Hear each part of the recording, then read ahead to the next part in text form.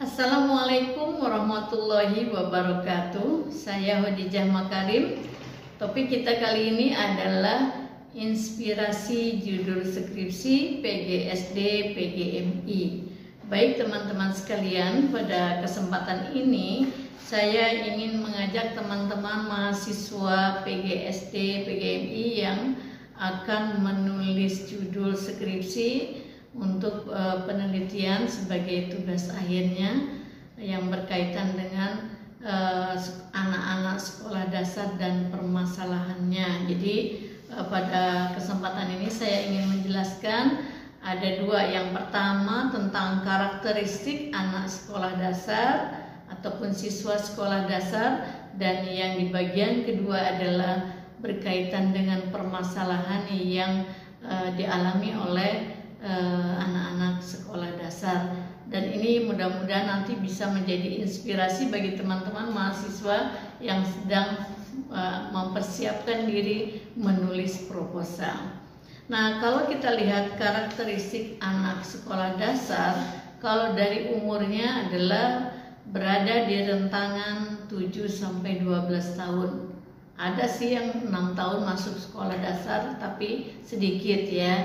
Kalau dilihat rata-ratanya kelas 1 mulai masuk 7 tahun, dan kemudian kalau sampai selesai tidak ada akselerasi dan tidak juga tinggal kelas, ya rata-rata 12 tahun selesai ya studi di sekolah dasar. Nah, untuk kelas-kelas yang rendah mungkin ada perbedaan permasalahannya. Kelas-kelas yang rendah itu adalah kelas 1, 2, dan 3, dan kelas yang tinggi adalah kelas 4, 5, dan 6. Nanti kita lihat apa permasalahan anak-anak sekolah dasar.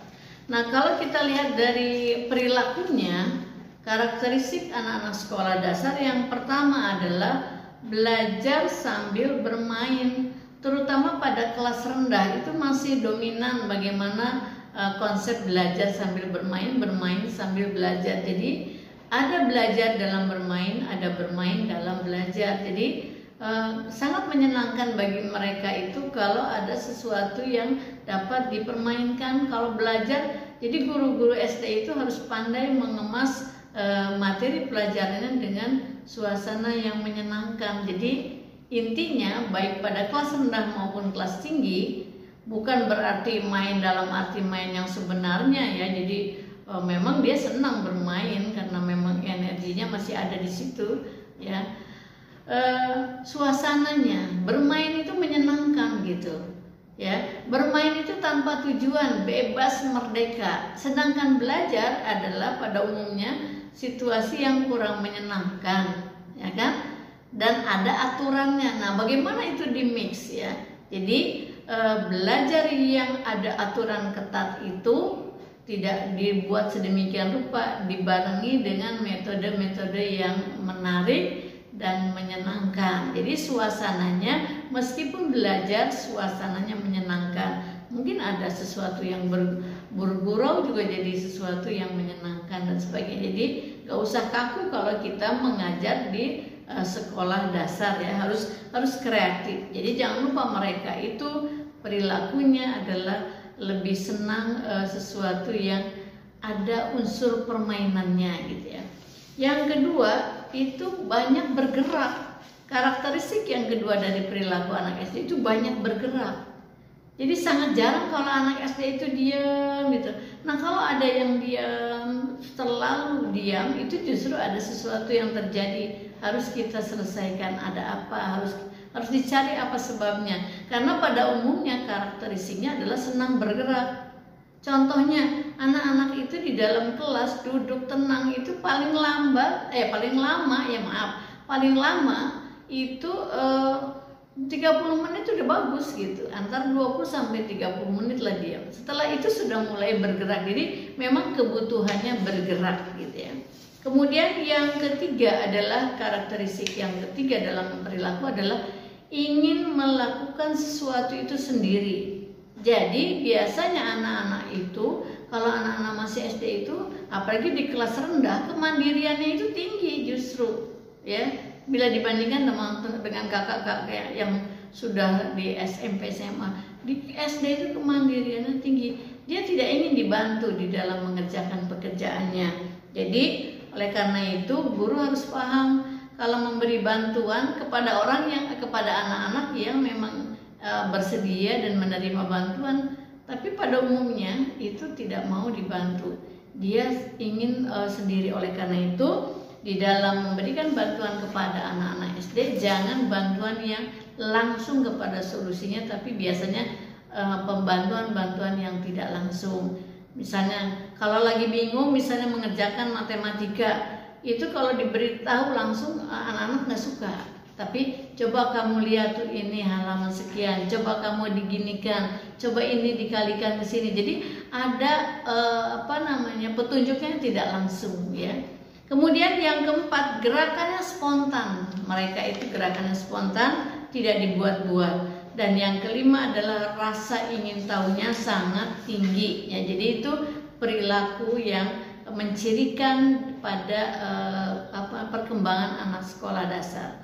Nah, baik teman-teman sekalian, sekarang kita mulai masuk pada inspirasi ya. Saya ingin sampaikan kepada teman-teman kalau kita lihat pada umumnya teman-teman PGSD PGMI itu senangnya meneliti di proses yang misalnya teknik, kemudian model pembelajaran, media pembelajaran, itu yang paling banyak diminati untuk diangkat menjadi judul skripsi ya. Jadi hal-hal yang lain itu kurang diminati. Nah, saya ingin mengajak teman-teman coba keluar dari model pembelajaran, keluar dari media pembelajaran dulu. Itu sudah sangat banyak soalnya yang meneliti ya. Jadi coba misalnya meneliti yang lain-lain yang unik ya, yang unik yang belum ada diteliti oleh teman-teman kakak-kakak kelasmu.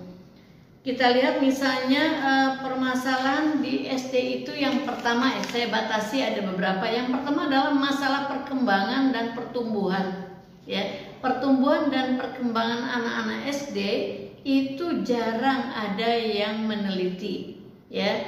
Jadi kalau kita lihat bagaimana pertumbuhan fisik, kemudian kaitan dengan perkembangannya, itu jarang diminati. Coba dicari masalah-masalah itu. Apa yang misalnya bagaimana kemampuan mengemukakan pendapat, perkembangan bahasa, pertumbuhannya.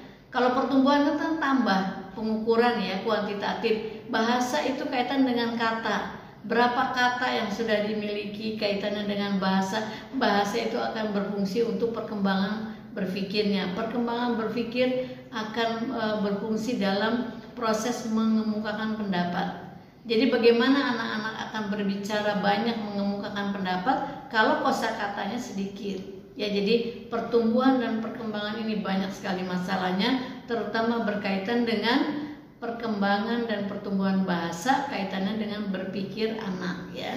Kemudian yang kedua adalah kaitan anak dalam posisi dengan keluarga, apakah itu anak tunggal ya, atau anak satu di antara sekian, misalnya ada 4 bersaudara perempuan, 1 yang lainnya laki-laki atau kebalikannya. Itu juga punya perkembangan yang berbeda dengan anak-anak yang lain. Kemudian misalnya bagaimana hubungan dia di dalam keluarga sosial yang terkecil ya, pola asuhnya seperti apa, itu juga menarik untuk diangkat.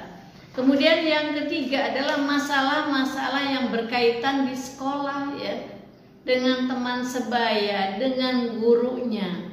Bagaimana guru hubungannya dengan anak-anak, kompetensi sosial guru, kemampuan berkomunikasi guru dengan siswa, kemampuan berkomunikasi siswa dengan siswa ya. Jadi itu juga menarik untuk diangkat. Misalnya komunikasi interpersonal siswa dengan siswa seperti apa ya. Kemudian masalah-masalah sosial berkaitan dengan siswa ini bukan masalah di rumah dan bukan masalah di sekolah, tapi masalah sosial dia dengan lingkungan di mana dia berada. Bermain ataupun berteman dengan teman sebaya tetapi bukan di sekolah, atau boleh juga masalah-masalah sosial yang ada di sekolah berkaitannya dengan hubungan dengan permainan atau pertemanan dengan kelompok sebayanya ya. Jadi masalah-masalah itu adalah yang masih jarang ada yang mengangkat. Kemudian sekarang kalau kita lihat di sekolah, saya batasi masalah belajar di sekolah ya. Kita lihat sekarang. Kalau di sekolah, ya, masalah apa yang ada di sekolah? Yaitu yang pertama, minat dan bakat anak pada mata pelajaran. Ya, misalnya apakah minatnya pada matematika, pada bahasa Indonesia misalnya. Kemudian bagaimana bakatnya dia dalam suatu pelajaran misalnya, itu banyak yang bisa kita teliti ya. Jadi kemampuannya ada mempelajari suatu mata pelajaran tapi dia tidak berminat, maka juga akan berpengaruh pada prestasi belajarnya. Jadi jangan sampai guru salah persepsi kalau ada anak yang nilainya kecil, nilai prestasi belajarnya sedang sampai rendah, itu berarti tidak mampu. Belum tentu. Bisa jadi itu karena dia tidak berminat pada mata pelajaran itu ya. Kemudian minat baca misalnya. Kenapa minat baca cenderung rendah misalnya? Apa sebabnya? Cari hubungannya dengan lingkungan rumah misalnya, dengan pola asuh orang tua, dengan kebiasaan orang tua di rumah. Contoh dari orang tua ada enggak? Contoh dari orang tua untuk kegiatan membaca di rumah. Kemudian bahan bacaan yang disediakan baik di rumah atau di sekolah misalnya, perpustakaan sekolah seperti apa misalnya, kalau bukan lagi pandemi ya kan ada perpustakaan di sekolah. Kemudian motivasi dari guru untuk ada tugas-tugas yang membangkitkan semangat ataupun minat baca anak, ada nggak ke arah sana gitu ya, dan lain-lain faktor yang menyebabkan minat baca itu rendah. Atau mungkin pengaruh-pengaruh lain ya, kebiasaan-kebiasaan lain di lingkungan keluarga. Yang kedua adalah daya serap, IQ ya, intelijensinya seperti apa, kemudian hubungannya dengan emosional quotientnya seperti apa ya. Jadi daya serap terhadap suatu mata pelajaran ada yang sangat tinggi, ada yang sedang, ada yang rendah. Itu apa sebabnya gitu ya. Jadi itu juga bisa diangkat menjadi inspirasi judul skripsi. Dan yang berikutnya, yang ketiga adalah yang bisa kita angkat adalah tentang karakter ya. Karakter anak SD yang menonjol itu kalau mau kita lihat ada 3 yang nanti pada saat umurnya bertambah ini akan menurun, yaitu disiplin, yang kedua tanggung jawab, dan yang ketiga adalah karakter mandiri. Silakan teman-teman teliti bagaimana disiplinnya anak-anak yang berada di umur 7 sampai 12 tahun itu lebih tinggi kalau kita bandingkan dengan anak remaja. Tanggung jawab anak-anak SD itu juga lebih tinggi dibandingkan dengan remaja, juga kemandiriannya. Nah, apa sebabnya 3 karakter ini sangat menonjol di siswa sekolah dasar? Coba dia cari ya, faktor-faktor apa yang mempengaruhi. Jadi karakter itu kan banyak ya. Nah, saya angkat 3 itu yang sangat menonjol pada anak-anak umur 7 sampai 12 tahun. Nah, kemudian yang keempat, masalah yang keempat pada sekolah, anak-anak sekolah dasar, terutama pada saat proses belajar ya. Kalau bukan pandemi, misalnya di dalam kelas, itu adalah fokus. Masalah fokus kaitannya dengan tadi karakteristik anak SD yang senang bermain, senang bergerak. Bertentangan kan di dalam proses belajar, kan anak harus fokus ya. Sekarang tantangan bagi guru adalah bagaimana menarik perhatian siswa untuk segera dia fokus belajar, sementara dia fokusnya itu paling 20 menit udah pecah lagi, 20-30 menit udah pecah lagi fokusnya. Nah, jadi sulit fokus adalah masalah yang keempat. Nah, kita lihat sebetulnya pada anak-anak SD yang masalah fokus ini jarang yang meneliti. Coba diteliti oleh teman-teman yang mau nih meneliti, yang berminat. Kita lihat misalnya dugaan ya, Kenapa dia sulit fokus? Satu, banyaknya aktivitas. Tadi kan senang bergerak, senang bermain, banyak aktivitas. Kemudian karena banyaknya aktivitas menjadi kurang tidur, padahal tidur dibutuhkan oleh anak-anak untuk beristirahat. Satu. Yang kedua, mungkin gizinya buruk. Gizi buruk itu bukan selalu ada pada orang-orang yang, maaf ya, karena ekonominya rendah, penghasilan orang tuanya rendah, tidak mampu membeli makanan yang bergizi. Belum tentu seperti itu. Bisa jadi pada keluarga yang mampu dan sangat mampu. Loh, kok bisa, Bu? Bisa. Apabila pola makannya salah.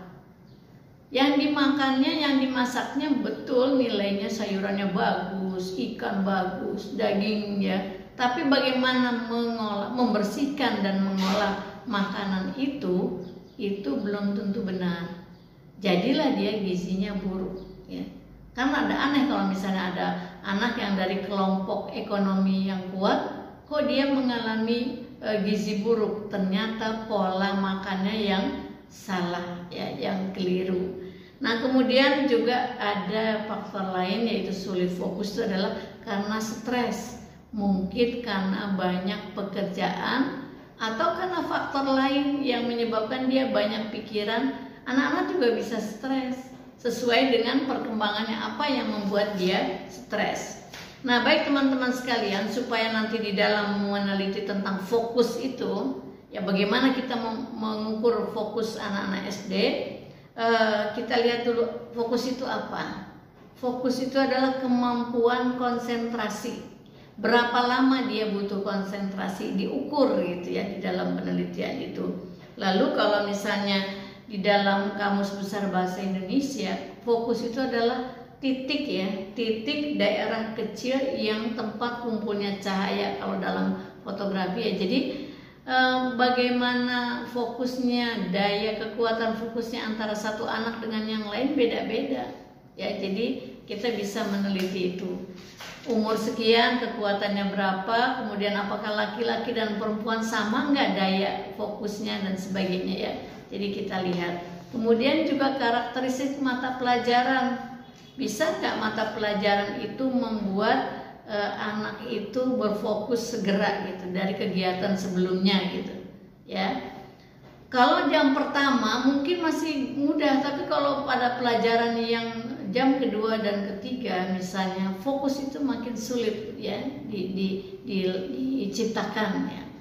Nah, baik teman-teman sekalian, yang kelima adalah motivasi. Jadi motivasi dalam segala hal, misalnya kaitan dengan kesulitan belajar, bagaimana memotivasi siswa yang mengalami kejenuhan di dalam belajar, apalagi seperti sekarang saat pandemi ini, banyak guru yang mengeluh motivasi belajar anak-anak itu turun, rendah. Nah, coba itu teliti kaitannya dengan masalah-masalah kejenuhan belajar. Faktor apa yang menyebabkan dalam proses belajarnya itu anak mudah jenuh, ya. Benar nggak karena situasi rumah, atau karena komunikasi dengan guru yang kurang baik, atau gurunya juga sudah jenuh sehingga kreativitas untuk menciptakan proses pembelajaran yang menarik berkurang. Nah, kita lihat banyak faktor yang mempengaruhinya, ya. Jadi yang sekarang sangat mencuat itu adalah permasalahan anak-anak sudah mulai jenuh belajar daring, ya. Nah, bagaimana ini menciptakannya? Apakah betul itu?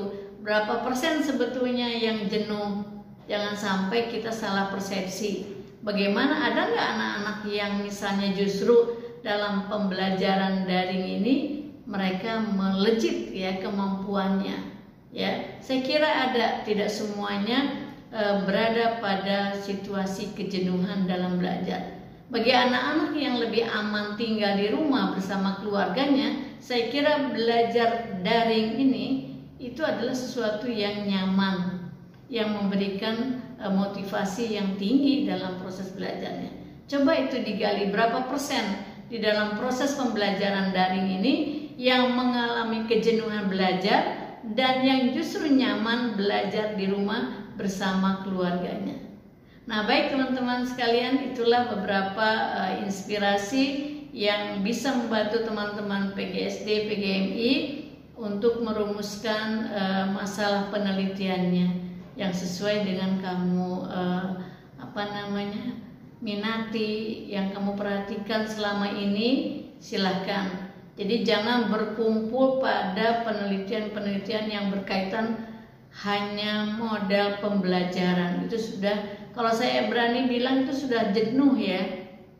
Jadi kalau kamu ngambil itu, mungkin pembimbing bilang, aduh kayak gini lagi, ini udah sangat jenuh misalnya. Carilah yang lain ya. Pindah ke materi-materi yang tadi saya jelaskan. Silahkan kembangkan dan ambil mana yang teman-teman sukai ya, untuk diteliti. Mohon maaf bila ada kekurangan. Sampai ketemu di lain kesempatan. Assalamualaikum warahmatullahi wabarakatuh.